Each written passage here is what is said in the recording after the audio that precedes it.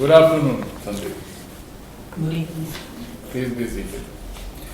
Sandeep, tell us about yourself. Hindi medium? Yes sir. बताइए। तो मेरा नाम संदीप पटेल है और मैं मध्य प्रदेश के दमोह जिले से संबंधित हूँ।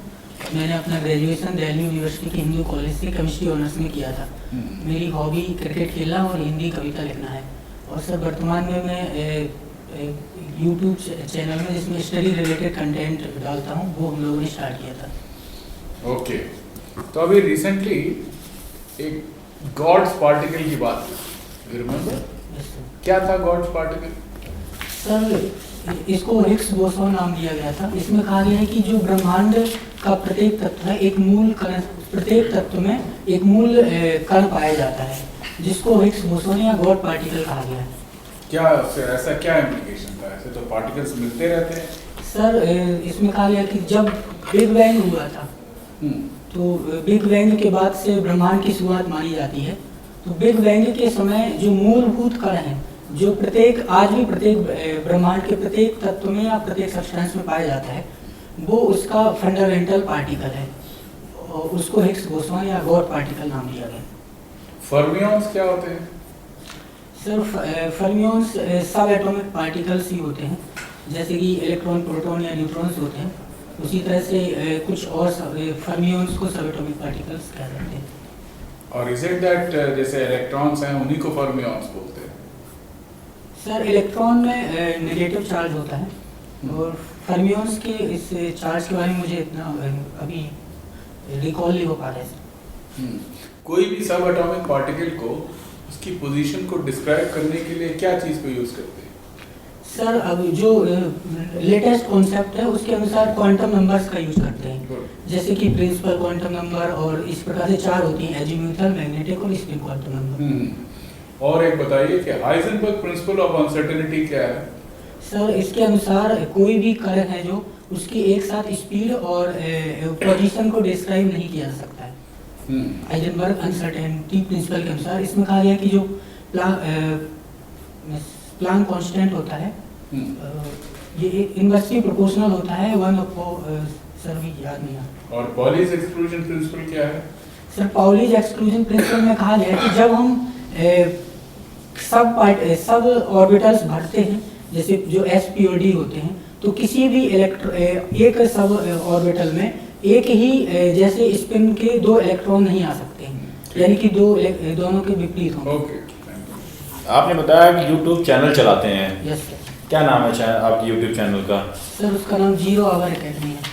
0 आवर एकेडमी। और क्या कंटेंट डालते हैं आप उस पे? क्यों सर डालते हैं?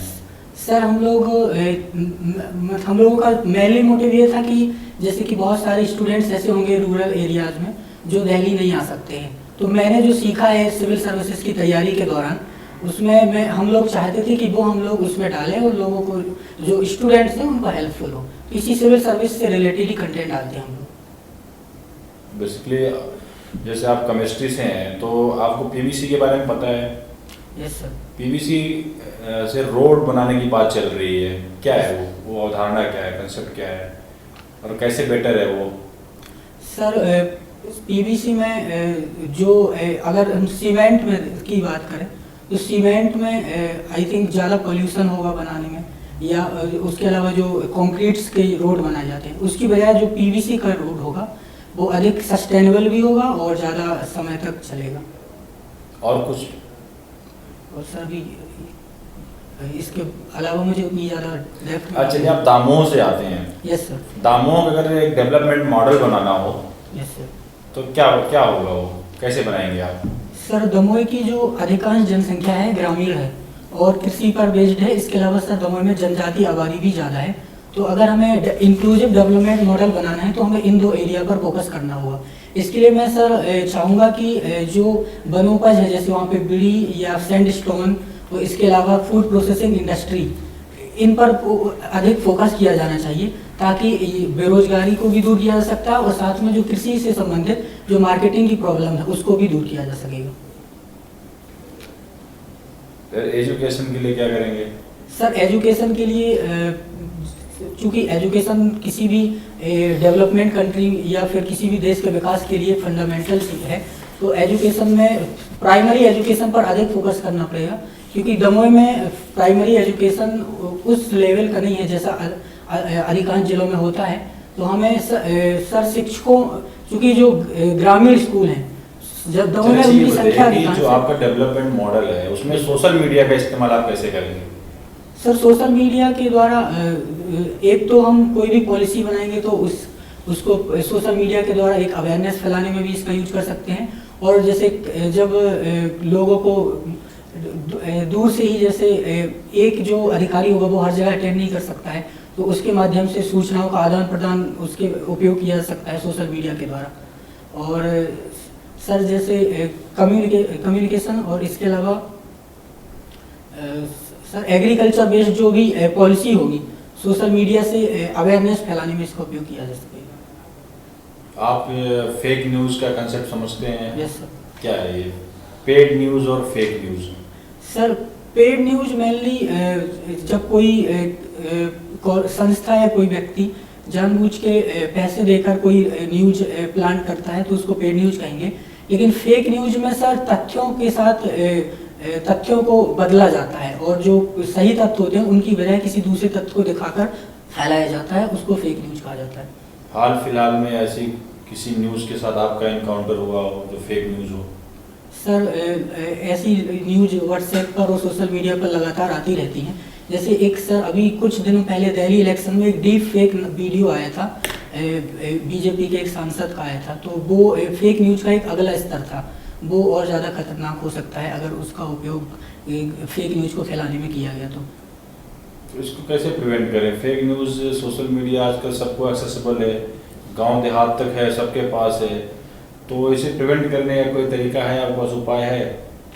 सर प्रिवेंट करने के लिए हमें लोगों को डिजिटली साक्षर बनाना पड़ेगा। और इसके अलावा जो संस्थाएं इसमें काम कर रही हैं जैसे ऑल्ट न्यूज वगैरह, इनको हमें और मोटिवेट करना पड़ेगा ताकि इस तरह की जो संस्थाएं और आगे आएँ और फेक न्यूज को आइडेंटिफाई कर सकें। इसके अलावा हमें जो एक जैसे व्हाट्सएप ने भी शुरू किया है कि फॉरवर्ड अधिक इतने से ज़्यादा नहीं कर सकते हैं, तो और सरकार को अधिकतम निगरानी रख के और अगर एक दो ऐसे एग्जाम्पल में कड़ी सज़ा दे सकते हैं, जैसे पता चला कि ये फेक न्यूज़ फैलाने वाला ये है, तो इससे डिटरेंट भी पैदा होगा अगर हम किसी को कुछ उदाहरणों में कड़ी सज़ा देंगे तो। क्योंकि अभी लोगों में एनोमिनेट मतलब पता नहीं रहता है। फेक न्यूज़ के मामले में कड़ी सज़ा दी जाती है, यस, तो एक मैटर आता है कि वह कहता है कि ये मेरा right to expression, speech and expression का वायलेशन है, यस कैसे उसको आप सजा दे सकते हैं? सर। कहता है मेरे पूरे अधिकार का उल्लंघन। सर कोई भी अधिकार बिना रीजनेबल रिस्ट्रिक्शन के नहीं दिया जाता है, और अगर उसके राइट टू एक्सप्रेशन की वजह से अगर पब्लिक ऑर्डर या समाज में बुरी भावनाएं या हिंसा जैसी चीज़ें होती हैं तो सरकार के पास पूरा अधिकार है। में IT एक्ट 2000 में 66 एक प्रावधान था, उसको सुप्रीम कोर्ट ने इनवैलिड कर दिया। तो कौन सा प्रावधान बचता है जिसके तहत जो है IT एक्ट कार्रवाई की जाएगी? सर IT एक्ट में जो साइबर सेल से रिलेटेड प्रावधान है उसमें साइबर सेल एक्सपर्ट्स का और साइबर सेल कमेटी का बनाना और पुलिस के साथ उसका कोऑर्डिनेशन अगर किया जाए, और इसके अलावा सर अनऑफिशियल लेवल पे जैसे जो फेसबुक व्हाट्सएप कमेटी वगैरह बनी जिसको जो इसको रोकने के लिए सुझाव देती है? सर फेक न्यूज़ से संबंधित कमेटी के बारे में भी। अच्छा बताइए, कौन कौन से जो अपराध हैं जो सेडिशन की कैटेगरी में आते हैं? देशद्रोह। सर सेडिशन के केस में जो मूल प्रावधान ये था कि यदि कोई सरकार या राष्ट्र के अगेंस्ट कुछ ऐसी टिप्पणी करता है जिससे जिससे हिंसा या अस्थिरता का खतरा हो, वो सेडिशन होगा। लेकिन फिर सुप्रीम कोर्ट ने इसमें क्लैरिफिकेशन दिया कि खाली स्लोगन या बोलने वास्ते सेडिशन नहीं होगा जब तक कि उसकी वजह से कोई हिंसा फैलने का या पब्लिक ऑर्डर से संबंधित कोई खतरा ना हो, उसको सेडिशन नहीं कहा जाएगा। तो ये इसका निश्चय कौन करेगा जैसे पब्लिक ऑर्डर को खतरा है किसी एक्ट से किसी बंदे के या नहीं, इसका निश्चय कौन करेगा? सुप्रीम कोर्ट की गाइडलाइंस के अनुसार जो मजिस्ट्रेट होगा उसको करने का अधिकार है इसमें। आपको क्रिकेट खेलने का टाइम मिलता है? सर कभी कभी मिल जाता है, क्योंकि अभी तो मैं बिजी हूँ UPSC की इंटरव्यू की वजह से, तो फिर काफ़ी दिनों से नहीं खेल पाया हूँ, लेकिन देखने को मिल जाता है अभी। क्रिकेट देखने का मिल जाता है। Yes. आज अभी एक टेस्ट सीरीज चल रही है Yes, sir. India versus New Zealand का, यस सर। तो अभी क्या स्टेटस है उसका, आज आपने देखा? यस सर, इंडिया ने फर्स्ट इनिंग में 165 बनाए थे और उसके बाद न्यूजीलैंड ने 348 रन बनाए। अब भारत ने अपने 4 विकेट गिरा दिए और अब रहाणे और हनुमा विहारी। जो न्यूजीलैंड की जो पिचेस हैं और जो इंडिया की पिचेस हैं, Yes, sir. दोनों बेसिक डिफरेंस क्या है? सर न्यूजीलैंड की पिचेस में अधिक उछाल और स्विंग होने की संभावना ज़्यादा होती है, जबकि जो भारत की पिचेस बनाई जाती हैं वो स्पिन फ्रेंडली बनाई जाती है, यानी कि स्पिन बॉलर को अधिक मदद मिलेगी। आप हिंदी कविता लिखते हैं। यस पहले की जो कविताएं होती थी वो याद हो जाया करती थी, यस सर। जबकि आधुनिक समय में जो कविताएं लिखी जाती हैं यस वो बहुत कम याद हो पाती हैं या जबान पे नहीं चढ़ती लोगों की। Yes. क्या वजह है?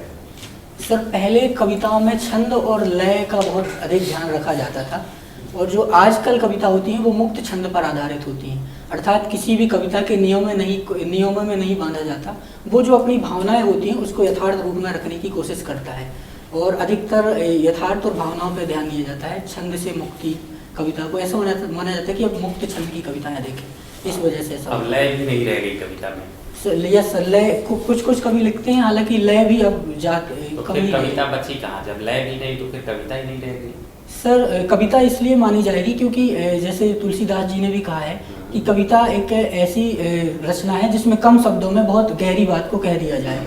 तो फिर उस बेसिस पे अगर रखा जाए तो फिर आज की भी जो कविता होती हैं वो कम शब्दों में बहुत बड़ी चीज़ कह देती हैं, तो उनको कविता माना जाएगा। खंड काव्य और महाकाव्य के बीच क्या अंतर है?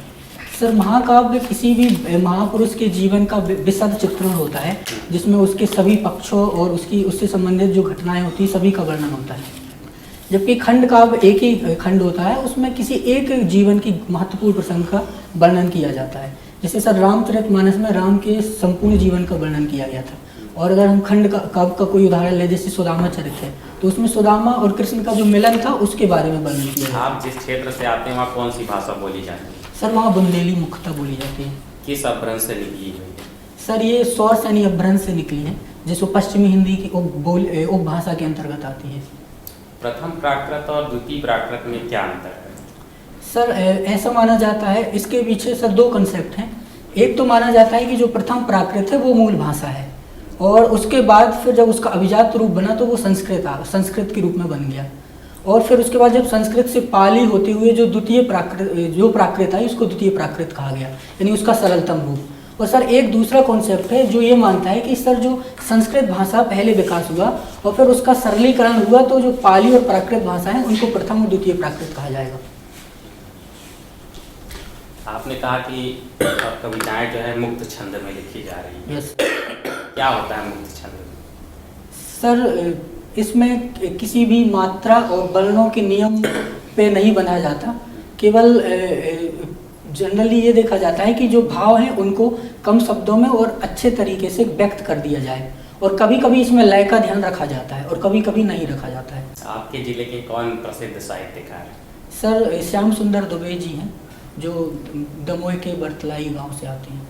आपके यहाँ का जो लोक संगीत है, यस सर। उसकी कोई कविता आपको याद है? कविता लिखते भी हैं आप? सर, लोक संगीत के बारे में मतलब मैंने सुना है लेकिन याद नहीं है, क्योंकि उतना ज़्यादा नहीं सुना, कभी थोड़ा बहुत सुना है सर, एक लेकिन याद है, पर वो थोड़ा कौन सा लोक संगीत प्रचलित है? ये तो सुना होगा। Yes sir. कौन सा? राई नाम से प्रचलित है ज़्यादा। अच्छा, राई ज़्यादा चलता है। लोक कवियों के नाम बताइए। सर, दमोह जिले में पूरे अपने सांस्कृतिक क्षेत्र से ही बताइए, बुंदेलखंड से। सर, अभी याद नहीं कर। ईश्वरी के बारे में सुना आपने? ईश्वरी सर मध्यकाल में एक कवि माने जाते हैं। घाक का नाम सुना है? घाक का नहीं सुना। घाक का भी नाम है? नहीं। आलाउदल का नाम सुना? यस सर, आलाउदल का सुना है। क्या है? जगनिक ने जो परमाल रासो लिखा था उसमें जो चंदेल महोबा साम्राज्य था उसके जो परमाल राजा थे उनके 2 सेनापति आलाउदल दोनों भाई थे, तो उनके बारे में आला खंड करके जो बुंदेलखंड में प्रचलित लोक पुराण है वो आला नाम से मशहूर है। उन्हीं की कहानी और उनकी वीरता की कहानी है, जो पृथ्वीराज रासो के समकालीन थे। प्रयोगवाद और नई कविता में तीन अंतर परिभाषित कीजिए। सर प्रयोगवाद में पहला अंतर तो ये है कि प्रयोगवाद में सर जो चेतना प्रयोगवाद में ऐसा कहा गया कि हम किसी भी विचारधारा को फॉलो नहीं करेंगे और यथार्थ को अधिक महत्व देंगे। और नई कविता में भी उसी एक कदम आगे बढ़ाते हुए किसी व्यक्ति के जो व्यक्तिगत यथार्थ को अधिक महत्व दिया गया। और प्रयोगवाद में सभी तरह की कविताएं आती हैं, जबकि नई कविता में मुख्यतः मध्य वर्ग और शहरी जीवन को अधिक फोकस किया गया। संदीप, सर आपके यहाँ मैंने बताया बिजली वगैरह बनती है क्या सर? सॉरी। बिजली। यस सर, बिजली। हाँ, तो बिजली लोग पीते नहीं है, सिगरेट पीते हैं, उसका जो मॉडल रूप है वो सिगरेट है। Yes sir. तो बीड़ी सिगरेट पर प्रतिबंध नहीं है, लेकिन सरकार ई सिगरेट पर प्रतिबंध लगा दी है। Yes sir. ऐसा क्यों किया सरकार ने? सर इसकी वजह है कि जो ई सिगरेट है, एक तो चूँकि नया है और उसमें उतनी ज़्यादा भी रेगुलेशंस और उसके बारे में जानकारी कम है, तो उसके माध्यम से तो दोनों है, चाहे वो एक सिगरेट पियो चाहे नॉर्मल। यस सर, पर ई सिगरेट में ऐसी कुछ सुनने में आ रहा था कि ये ज़्यादा खतरनाक भी होगी और अगर इसके युवा वर्ग में इसकी लत लग गई तो ये ज़्यादा अधिक नुकसानदेह भी होगी, क्योंकि जो सिगरेट वगैरह होती हैं वो एक बार यूज करके उसको यूज एंड थ्रो मॉडल होता है। ई सिगरेट में ऐसा नहीं है, तो ये अधिक ज़्यादा लत को ज़्यादा लगा देगी। चलिए, हिंदी साहित्य के थे और कुछ बात आपने कही कि मात्रा वगैरह की, तो दोहा, चौपाई और सोरठा में ये मात्रा का क्या नियम होता है?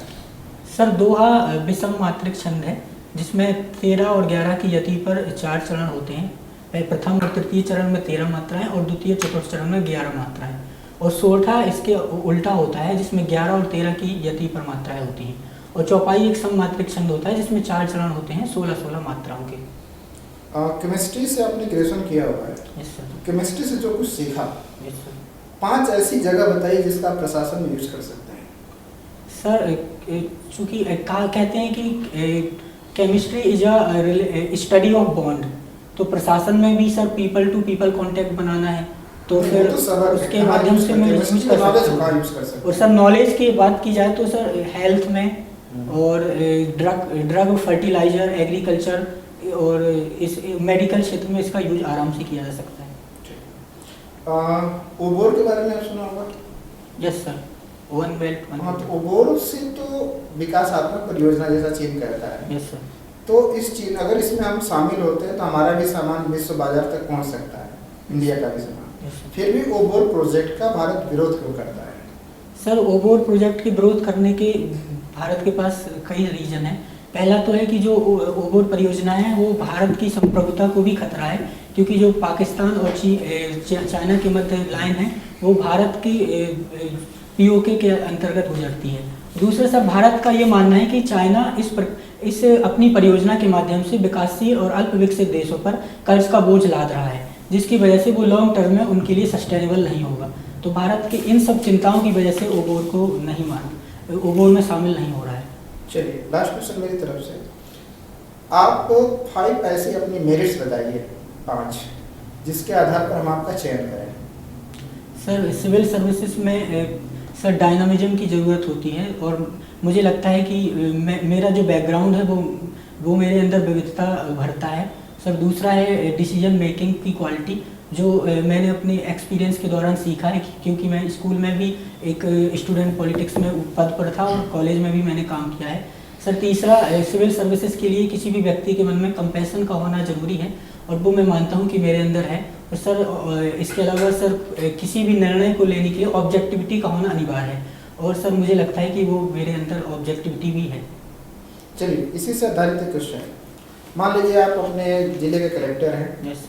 और आपको अपने ऑफिस में चपरासी की भर्ती करनी है। सरकार की तरफ से कोई निर्धारित नियम और प्रक्रिया नहीं है, आप अपने विवेकाधिकार का प्रयोग कर सकते हैं। एक विकलांग व्यक्ति, एक दलित व्यक्ति, एक विधवा और एक आपका निजी रसोइया है। इन 4 लोगों को फाइनली आपने सेलेक्ट किया। इन 4 लोगों में से किसी एक को अपॉइंट करेंगे। किसको अपॉइंट करेंगे? कंपैशन भी है, ऑब्जेक्टिविटी भी होनी चाहिए, तो किसको सेलेक्ट करेंगे? सर पहले तो देखूंगा कि वर्क किस तरह का है। चपरासी। जैसे चपरासी में भी बहुत सारे अलग अलग हाँ, तरह के काम हो सकते नहीं हैं। इसमें से आपको सेलेक्ट करना है तो कैसे करेंगे? सर मैं पहले तो यही देखूंगा कि किस वर्क के लिए मुझे सिलेक्ट करना है, तो उसके आधार पर उन चारों में से कौन सबसे ज़्यादा मेरिट में आएगा। उसके बाद यदि सर मान लो कि उसमें से 2 लोग ऐसे हैं जो इक्वल आ रहे हैं, तो फिर दोनों में से सर चूंकि मुझे विवेकाधीन कैसे शक्ति इक्वल आएंगे? सर 4 को आपने फाइनली आप सेलेक्ट किया। सर पर जैसे अगर कोई वर्क की कंडीशन हम देखें कि कई बार चपरासी और जो विकलांग है और जो महिला है या फिर दलित है, तो हो सकता है कोई काम विकलांग उतने अच्छे से ना कर पाए जो जिस काम के लिए मुझे अलॉट करना है, तो इस बेसिस पे सर कंपैशन आपका कहाँ गया? कंपैशन तो आप कह रहे थे मेरे अंदर कंपैशन है। पर सर कंपैशन है, लेकिन चूंकि ये प्रशासन की नियुक्ति करनी है तो इसमें खाली कंपैशन नहीं देखूंगा, ऑब्जेक्टिविटी भी जरूरी है। तो मैं यहाँ पे ये देखूंगा कि काम किस तरह का है और फिर उसके आधार पर कि कौन मेरिट में सबसे ऊपर आता है, उसके बेसिस में मैं निर्णय लूंगा। चलिए, थैंक यू। ओके संदीप, आप कविता लिखते हैं यस सर। तो एक कविता सुनाइए, 4 लाइन्स। सर मैं अभी लिखी है मैंने एक, तुम और मैं जिंदगी की राह पर जब एक दोराहे पर आ जाएंगे, संघर्ष होगा और लोग तमाशा देखने के लिए खड़े होंगे, क्योंकि तुम्हें तो सब चाहते हैं और तुम्हें ही सब जानते हैं। मैं तो तुम्हारा एक अक्स सा रह गया हूँ, तुम्हारे पास जीतने के भी बहुत मौके होंगे और हो सकता है शायद जीत भी जाओ, जिस तरह से हर बार जीत जाते हो ये कहकर कि क्या पा लूँगा मैं जीत कर। ना तो लोग होंगे, ना लोग तालियां बजाएंगे, ना मालाएं पहनाई जाएंगी, पर इस बार मैं शायद हार न मानूं, क्योंकि ये अंतिम मैं बचा हूं मुझ में। ठीक, थैंक यू। Thank you.